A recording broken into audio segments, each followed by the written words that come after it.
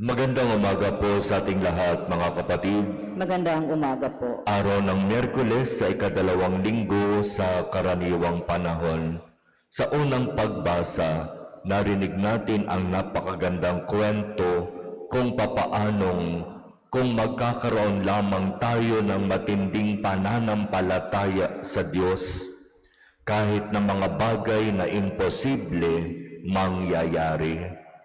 Ito ang naging karanasan ni David na musmos at batang-bata na nakipaglaban sa malahiganting si Goliath. Para kay David, sinabi niya, "Ang dala mo, Goliath, ay tabak, sibat at balaraw.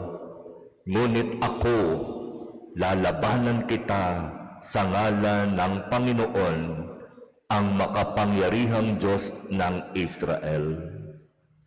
Ano nga ba naman ang panglaban ng panalangin at pananampalataya sa napakatinding tabak, sibat at balaraw at malahigante at sanay na sanay sa pakikipaglaban na si Goliath?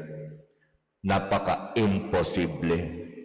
Kaya nga nung makita ni Goliath ang kanyang makakalaban, pinagtawanan niya ito at hinamak.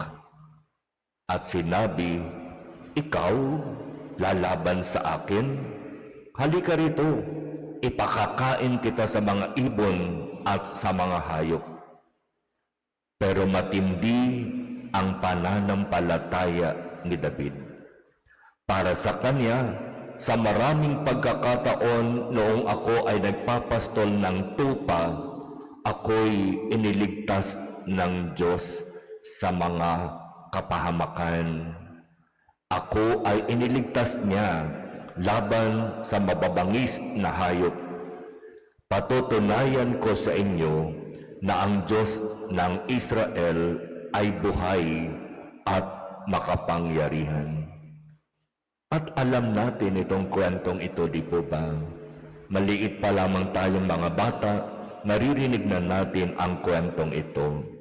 Sa tindi ng pananampalataya ni David sa Diyos, nilabanan niya si Goliath sa pamamagitan lamang ng gamit niyang tirador at ng isang bato na nung kanyang inihagis, tumama sa noo ni Goliath.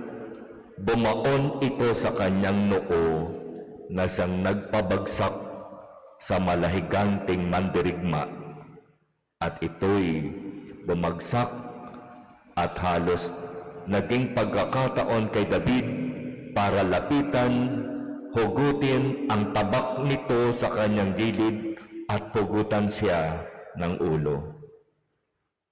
Walang imposible sa Diyos. Tunay na makapangyarihan ang Diyos. Higit sa kanino paman, higit sa ano paman. Ang kailangan nga lamang matibay na pananampalataya.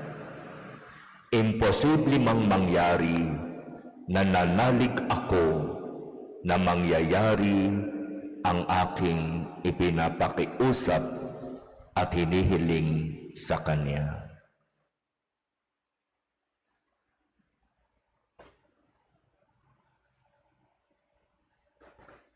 Amen.